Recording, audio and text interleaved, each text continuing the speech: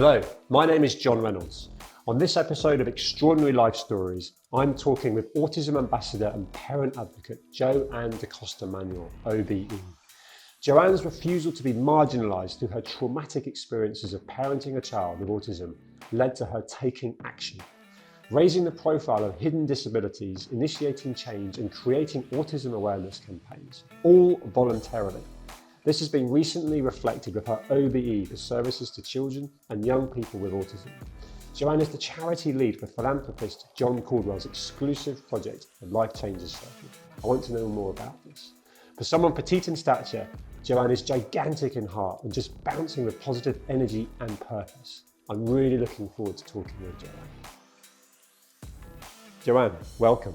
Thank you for having me. That's a pleasure. Tell me, who is Joanne DaCosta Manuel? Gosh, do you know what, John? I think I've been described in the past as things like a little pocket rocket, a trailblazer, a pioneer. I think personally, if I put all of that aside, I would describe Joanne DaCosta Manuel as this little lady in this great big world, just trying to make a difference. I love that, Joanne. Take me back to a young Joanne growing up. What did you aspire to be? What did you want to do? My first memory has been about 10 years old and Dad taking us to Disney World and Universal and Epcot. We went to Kennedy Space Center and I remember leaving thinking, I'm going to be an astronaut. And do you know what, John? I think from memory, it was the fact that they said that not many people could do this. Not many people around the world got chosen to be an astronaut and do this thing. And now when I look at my life, I think even back then, it was always about the thing that everyone says you can't do. Well, that's what I want to do. And I think it was that little challenge as a 10-year-old thinking, no, I'm going to be an astronaut because it's really hard and I'm going to do it. I love that. And there's a massive parallel with what you have done, but what I mean. You didn't become an astronaut. No. So from that, where did the trajectory go? It went to, so I studied media and television and did radio and some presenting and some kids and some MTV. And did you enjoy that? I loved the live television. I think it was the buzz. You know, when you've got the piece in your ear and they're counting down and you've got to be really exact. Yeah, and you've got to be really upbeat. I did enjoy it and it sort of ticked a big box. And then got all grown up, got married, had children, life completely changed. I got married and all I ever wanted to do really was be a mum. And I just couldn't wait. My poor husband, I couldn't wait because I was like, I can't wait to just have children. Yeah. And then I guess after having children, it was like a new pair of lenses had been put on and I saw the world differently and life became different and motivations became different. Yeah. And then along the line, our story changed and then yet again, was on another path. Yeah, well, tell me, because that was a life-changing pivot for you, wasn't it, in terms of Cruzy? So tell me more about that. Sienna was 4 at the time, my eldest, and Cruzy was 1. Yeah. And around 17 months, great development, hitting all these milestones. And then over about a 5-week period, he just disappeared. It was like there was a shell and he had gone, and he had gone through something called regressive autism, which means that he was developing normally and then almost overnight just got snatched away. It felt like when people have an accident sometimes, they're normally functioning one day and then you're being told suddenly they might never speak, they might never live independently, they might be in nappies their whole life. And to try and get your head around that mentally, emotionally, was so tough. Yeah. But he hadn't had an accident. So people look at you and go, oh, but it's autism. Like lots of people have autism. What's the big deal? And I can't tell you how alone you feel in those moments because you're going through something you've never gone through before. Yeah. It's happened so quickly and so rapidly. It's had a real impact, not just on you as a person, but the family dynamic, the marriage, my daughter. And so I'll be honest, it was a really dark, hard time in life. No, and when you're told there's no hope, go home and love him, that's devastating. And I just read a couple of things that said, actually, there is hope. It's called early intervention. And if you give him the right support at the right time. And I thought, don't you tell me, I get emotional now. Oh, don't you tell me that my son hasn't got a chance. Yeah. Let's try. Goes back to that 10-year-old that you said about being an astronaut, and actually I'm not going to do something normal. So many parents have had that diagnosis of their children and have pulled back potentially the crushing element of that emotionally, and then lived life potentially differently. You refused to do that. You were never going to be the victim mindset, but you just took it on and was like, why can't I try and be as normal as possible? And that's something that I really want to open up as a conversation, because you can feel it rippling off you. You wanted to be a mum, passionate about it, and then you've got a situation where actually I'm not going to just slide away and be quiet about this. I'm going to try and change things, which of course you've done. So tell me how you started to make those changes. I remember really hitting rock bottom. And I remember one day in the bathroom, really crying my eyes out, splashing my face with water. And I remember just looking at myself in the mirror thinking, who's staring back at me? Like, I'd felt so defeated, and I thought, I'm the glue that's sticking us all together, and I'm really breaking down here.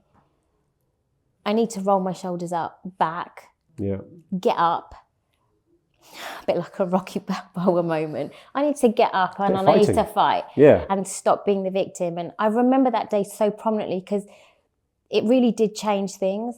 And I think my whole mindset changed, and I thought, right, I'd already started helping my son, but it was about becoming a stronger person and taking us all on a journey with strength. And I think from that, it just built and built. And it sort of, you give off that energy, people accept you with that energy, and you put your mind to something, you get it done. The next thing, you get it done. You just don't stop. But I did need a moment, I think, that almost breaking point for me, which was a pivot to turning direction. Yeah, because that victim mindset is, how's this happened to me? This is so difficult to deal with, and woe is me.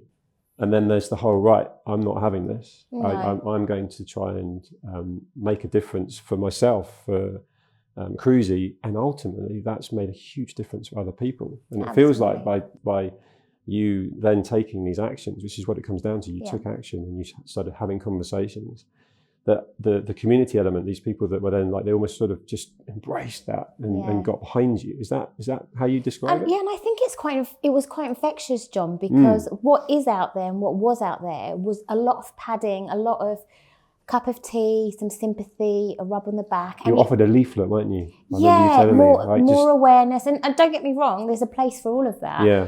But if you're already feeling a little bit down and a bit of a victim, and then everyone's feeling sorry for you, you become that person. Yeah. So suddenly I wanted to change things around and go, right, do you know what? You're a parent. That means, you're a parent of a child with a disability. That means you have got a superpower. You are stronger than some of the, people walking this planet. Yeah. And I'm going to help you empower yourself to roll your shoulders back, to go and ask for the things you want, go fight for the things you need for your child, and feel bloody good about yourself as well. Love it. Because you're incredible. Yeah. And I think they just soaked that up as a sponge a little bit. And I think I said to you, we had 12 families, and by the end of the year, there was like over 20,000. And I was like, oh my God, it's just this little mum. You never set out to do that, right? That was never part of your vision. No, it was just to sort of say, hey, anyone out there, you need a friend, I'm here, you want to, and I think it was just that positivity and that empowerment, and just making people feel good about themselves and going, I can do this. I'm not second-rate citizen. And clearly there wasn't anyone in that place to be there for those 20,000, and then it grew from there, that were looking to you and at you for inspiration and help. Yeah. But for anyone listening and watching, tell the story of you and Cruzy on the flight, the Aussie flight, and also the whole thing that happened with the supermarkets, because I think that's, for me, compelling, where the support that's often there for the relatives, the parents, it's often about the child or the person that's got the autism, what have you, but it's very much the people that are suffering that actually don't necessarily have any support. And that's what I think you really massively developed and created. Yeah. And awareness. Yeah. Thanks, John. It was always about being holistic and looking at the family as a whole, because I understood dynamics that affected every single person. A dad is affected very differently to a mum, to another sibling, to the actual child. So Cruzy gets diagnosed. You're told autism is the fastest growing neurodisability in the world, and there's hundreds of thousands and thousands of them. So you think, right, I'm going to go out there and there's going to be lots of great support. And there was absolutely nothing. It was diabolical. So on the aeroplane, we got on a flight back from Australia to the UK, and it's going to be a very long journey. And Cruzy couldn't cope. He was non-verbal at that time. You know, he didn't like anything put on him, and suddenly he had to have a seatbelt on. The lights were on, then they were off, and he started kicking the chair in front. And I was panicking, thinking, oh my gosh, we're like 20 minutes into this journey. We got hours. Yeah. And I called the stewardess over and I said, could you please just tell the passenger in front we're traveling with our young son with autism? And she went to them and said, just to let you know, the child behind you's got autism. These children are very naughty children. And I just looked at my husband. And when it all calmed down, I called her over and I said, the last thing my son is being is naughty. And please don't ever, ever describe another child on this flight with autism as being naughty. And so I became really passionate about how do I change this? And I also understood that when children fly, when they travel, new tastes, new experiences, new sounds, that helps create new neural pathways. And this all helps with early intervention. So let's help them get on that flight. Let's not prevent them. So I went knocking on Virgin Atlantic's door. Cutting a long story short, was made their autism ambassador and put a disability sort of package in place. And now that kind of caught wildfire, and British Airways and Etihad and a lot of other airlines took it on board. And now you can travel, and not only are there things in place to support you on that travel, but the staff are all trained, so they know when they see someone how to approach that family, how to approach that child, how important that holiday is for them, probably compared to anyone else on that plane. So let's treat them as, you know, extra special, not, you know, not that they and have with compassion as well, right? Exactly. Like the person that was having the seat buffeted, if they understand, however annoying that might be for a long flight, it's like, do you know what? That this is understanding that well. The stewardess who probably incensed you, but it's a lack of education, Absolutely. which you've then, when you said it right at the beginning, trailblazing. That's massive.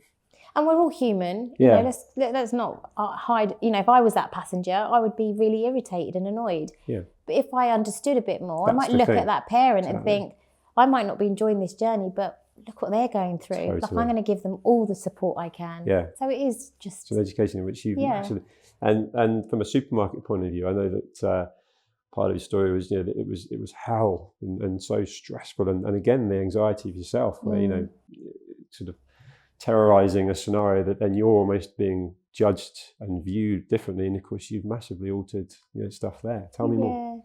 Again, it was just Cruzy really struggled going to the supermarket, and everyone said, well, just do online shopping or keep him at home. And I thought, well, how will he ever learn one day to go to the shops and do his own shopping? Because that's the goal, right? There's no lid on this. And approached Tesco's and said, can we do something called an autism quiet hour? Can we dim the lights? Can we train all the staff? Can we signpost things and just make it really easy for parents to go in and know their child might have a meltdown, but actually they're really supported because we're here to try and integrate them into, this is a transition period. It's not going to be easy, but can you hold our hand and make this happen? Yeah. And so our little store took it on, put a little leaflet together, went out on social media, which just was crazy, John. Like hundreds and thousands of shares. And well done you. But it's because it didn't say our store. Everyone thought, oh, Tesco's is rolling this out nationwide, but it showed there was a need. Flips it back to Tesco then. Absolutely. You've got to do this. Absolutely. Yeah. And it was a phenomenal campaign. Awesome. And then again, Sainsbury's, Asda, Marks and Spencer's, et cetera, like every supermarket now does it, and it went international. And just to know now that if somebody thinks my child can't really really struggles in a supermarket, but I want them to go and learn how to integrate into it. They can go anywhere they want and know there's a time and a place where they're supported. I think that makes a huge, me and my husband used to get so stressed, like the pressure that puts on when you go home afterwards, it's a knock-on effect. And that's what I mean. It goes back to that lack of support for the parents and so on, but you became that empathetic, trailblazing and action taker. Yeah, and do you know what, John? Sorry to interrupt. Sienna, my daughter, wrote a piece and I cried my eyes out when I read it because she wrote something about being this little girl watching what was going on. And actually, while everyone was around Cruzy and everyone was looking at us and tutting us as a family, how she felt as a young girl. and all our attention's on him. And actually siblings, they are the secret heroes. They are the secret heroes in families. They go through a lot. Yeah. They're often in the background, the shadow, and they need to be hugely celebrated. Yeah. So yeah, I think each member is... Just about your whole story, through ultimately really difficult challenges that are personal. You've made so many changes happen. You've affected a positive impact for so many other people, and you've been recognised for it. You've got an OBE at the end of last year, so congratulations. Thank you. And for services, for parents with disabled children and autism, I want to ask you: is that your greatest achievement? If you were asked what is your greatest achievement, what would it be? No, it wouldn't be that. I thought you'd say that. But quietly proud about that. Of course. It's part of your journey. Absolutely. Yeah. I think my greatest achievement, which most people would think, well, that's not a great achievement, but for me it is just having a family, bringing 2 beautiful children into the world, and playing a part in shaping their life, and feeling an immense amount of love that I've never felt before until they came along. And I think that my children and my family. I knew you'd say that. Yeah. I thought I'd ask, but no, it's fantastic. You have been recognised along your journey. You've ultimately you met John Caldwell, and you now do a huge amount of work with him with the Life Changers Circle. Take me back to how you connected with John, and then what you do with his charities. Absolutely. So when I was ticking off my Tesco and my Virgin and everything else.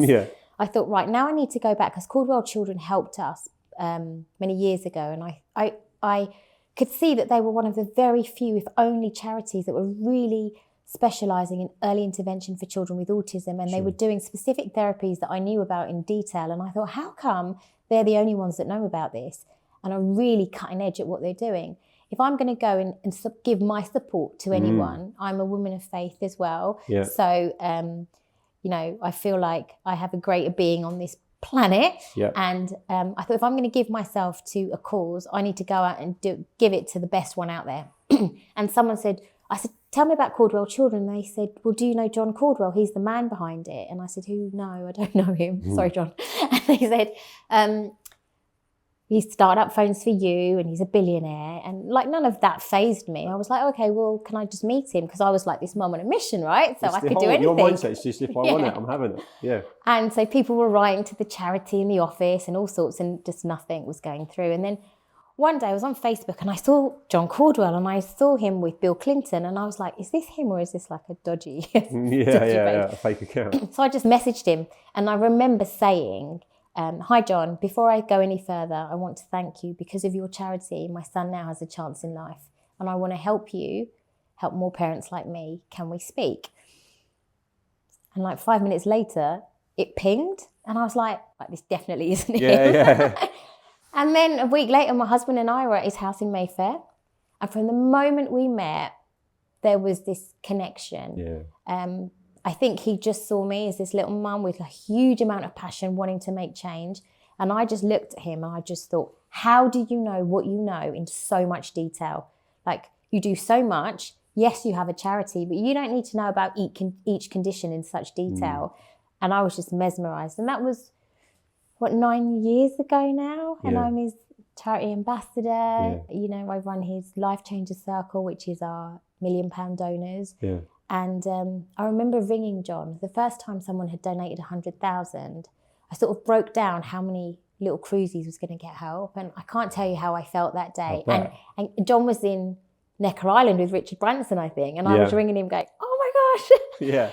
So it's so rewarding. But I bet he was super pleased for you. Because I've had the pleasure of meeting John as well. And that authenticity, and in his capacity of wanting to make such a positive impact and having the right person in that role. I mean, let's be honest, that's going to be so important. And so what an amazing fit. And the fact that you connected in that way. Absolutely, it is. And we get, we're almost so opposite in so many ways. And that can work really well though. Absolutely. But then we have this thread of love and kindness and care and empathy and wanting to help other people that is so aligned. And both our sons have obviously struggled with mental health and health issues. So but that empathy that you have, and coming from a lived experience, which you can't That's what makes this whole thing so authentic, isn't it? And then I think the other thing is the purpose. You're totally bright-eyed, bushy-tailed sitting here.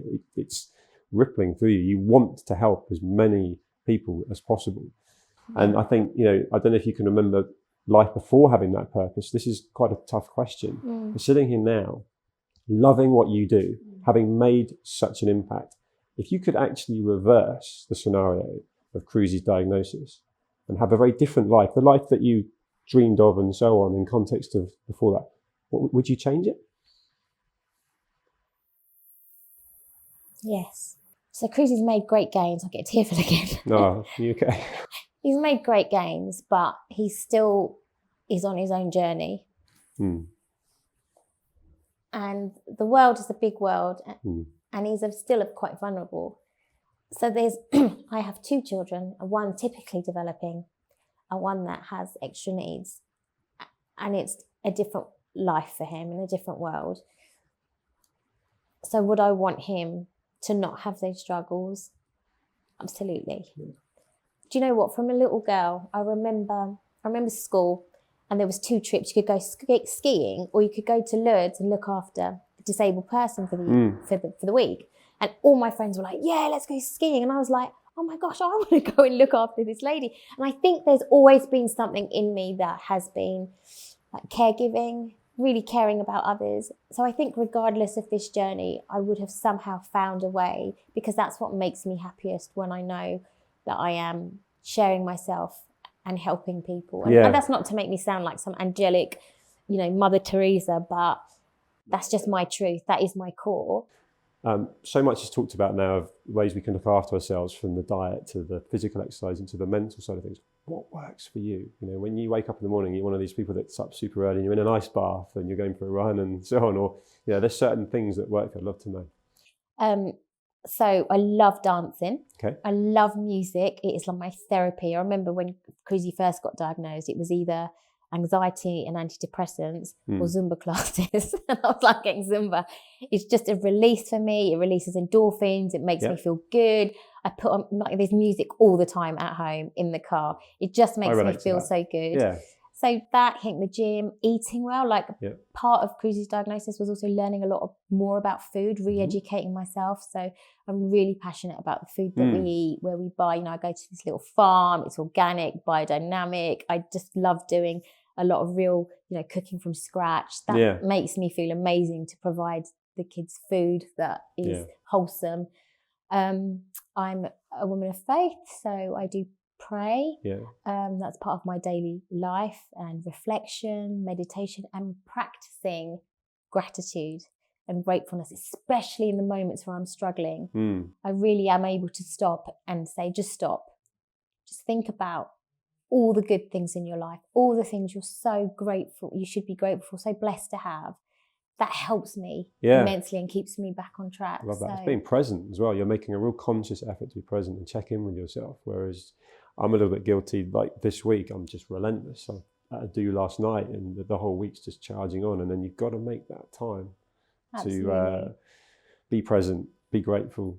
But then you're told one life, live it, right? I say it all the time. So you think, right now I'm going to do that. Yes, I'm going to say yes to that, and I'm going to say yes to that. And then your diary is just looking crazy. Yeah. So I do get how it can be very busy. Yeah. But it's about, we talked about earlier, it's about trying your best to create a balance. Yeah, I get that, which is always a challenge, right? Yeah.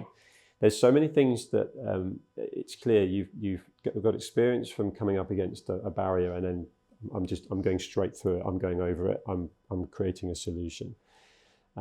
What's next for you? What have you got in your sights that you want to change and make happen? I think I'm really happy at the moment. Just personally, it's not something I do with John. It's not something I do with my family, but I'm able to try and understand the numbers, the amount of families that I'm able to help. And every time I do something significant, that equals more families, and I just feel like I'm reaching more and more and more through my work, little people. And like I said, no one needs to know, but I know. And that's really impactful for me, because we were just one family. And to know that I might be doing something to be impacting thousands and hundreds. Undoubtedly. And I think the power of connectivity as well, isn't it? There's you right at the beginning, you were saying how that feeling of loneliness and isolation. And you clearly drew that out of tens of thousands of people that were feeling the same thing. And by being yourself, disarming, vulnerable, and just sharing your experience, it allowed everyone to come through. So you must keep doing that. You clearly are, because it's just impacted so many people. Yeah, no. I could talk to you for so much longer. We've ultimately run out of time, but your story is so inspiring. You've clearly helped so many people, and thank you for making the time to talk with me today, Joanne. Oh, thank you for having me. Thank you. Thanks, John.